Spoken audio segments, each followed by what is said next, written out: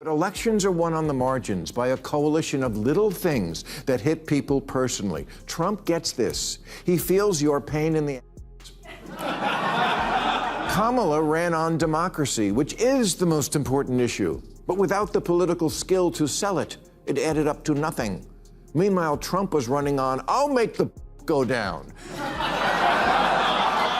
He never shut up about bad shower pressure, light bulbs, and low-flow toilets.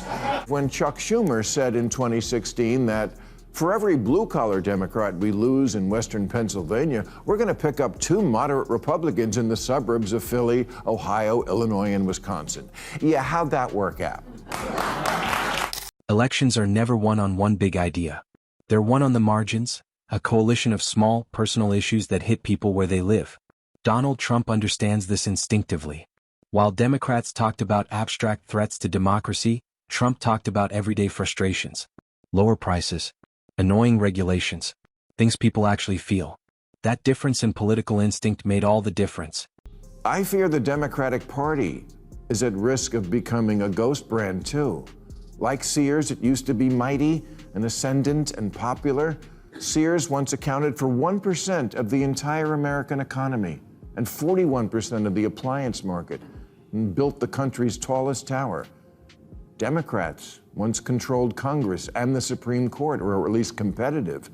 But now, even at a time when President Trump is turning 250 years of democracy into jeans shorts, Kamala Harris ran on democracy, arguably the most important issue, but lacked the political skill to sell it. Meanwhile, Trump ran on making life cheaper and easier. He talked nonstop about bad shower pressure, light bulbs, low-flow toilets. It sounded silly, but it worked. Because voters don't vote on lectures. They vote on how life feels. the Democrats have their lowest rating in 35 years, 63% unfavorable. What happened? I don't know. What happened to Sears? It used to be synonymous with the American dream because it kept faith with what the customer wanted. Did we love Sears? No, but that was besides the point. You just went. It was like an Avatar movie that sold tools. Chuck Schumer once said Democrats could afford to lose blue-collar voters because they'd gain suburban moderates. That theory collapsed in real time. Western Pennsylvania walked away. The suburbs didn't compensate. Bill Maher now says that moment symbolized how badly Democrats misunderstood their own voters. It used to be where your family bought everything, from school clothes to appliances to your family Christmas portrait. Now, Sears is a great place to go if you want to be alone. But you better hurry. Sears used to have 3,500 stores, and now it has 5. Same thing happened to Playboy, except in silk pajamas and a captain's hat. For 66 years, Playboy magazine was also a fact of American life. Sears sold your father a mattress, and Playboy was what he hid under it. Bill Maher delivers a brutal warning. The Democratic Party risks becoming a ghost brand. Like Sears. Once massive. Once dominant. Once unavoidable. Sears powered 1% of the U.S. economy and ruled retail. Democrats once controlled Congress and shaped the country. Now both struggle for relevance. The basic problem we have in America is conservatives think the liberals are insane, and they're not completely wrong. Now, I don't think most liberals are insane, but neither do they make it clear they disapprove of the ones who are, and their cowardice in not marginalizing their own crazies has been their downfall.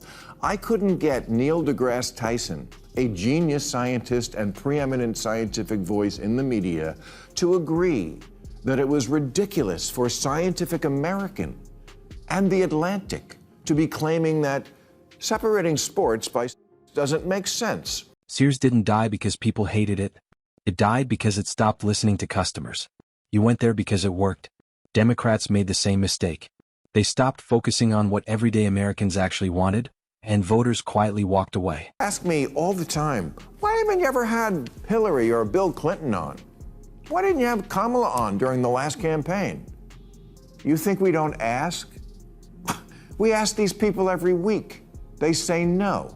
It took 8 years and a petition to get Obama on. And these are people, all people I voted for. Think about that. They're afraid to come on the show of a guy who voted for them. Maher argues Democrats abandoned the working class. Their messaging became scattered, ideological, and disconnected. What once inspired loyalty now sparks frustration. Voters didn't suddenly turn conservative, they just stopped feeling heard. I've been telling Democrats for years the Republicans are going to steal pot from you as an issue, and now Trump says, we're looking at reclassification and we'll make a determination. What'd you expect? He is the master at winning votes from small groups who are passionate about one issue, picking up a couple percent here, a couple there, until on election night it's YMCA. Maher says conservatives think liberals are insane, and he admits they're not completely wrong. The real failure? Democrats won't police their own extremes. Emotion replaced evidence. Identity replaced outcomes. When facts take a backseat to feelings, credibility collapses. In his first term, he signed an executive order banning TikTok and then got trounced by young voters. So in 24, he campaigned on saving it. And apparently every Tide Pod eater responded because his youth vote was up 21%. In his first term, he called cryptocurrency not money and based on thin air, and said it seems like a scam. And who better to know a scam? Well, that was then. Now he's on more coins than Julius Caesar. Overnight, he became the crypto candidate as opposed to Biden, the crypt keeper candidate. Here, Maher reveals something telling. Top Democrats refused to come on his show. Clinton, Harris, even Obama took 8 years. These are candidates Maher voted for, yet they fear unscripted conversation. That avoidance signals a party that no longer trusts its own message. Chalk up another 1 or 2%. Democrats used to own Silicon Valley. Those California do-gooder liberals who wanted to save the planet. Yeah, right. Trump came along and said, regulations? We don't need no stinking regulations. Not only did he win them over, in his second inauguration, they were all sitting up on the stage with him. There was an entire section that looked like the full range of the autism spectrum. Trump, meanwhile, adapts relentlessly. He flipped on TikTok, won young voters. Flipped on crypto, became their candidate overnight. He steals issues before Democrats can defend them. A few percent here, a few there, and suddenly election night swings his way. I don't know, what happened to Sears? It used to be synonymous with the American dream because it kept faith with what the customer wanted. Did we love Sears? No, but that was besides the point. You just went. It was like an Avatar movie that sold tools.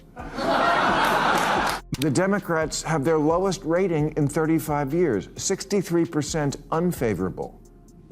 What happened? Bill Maher's warning is simple and brutal.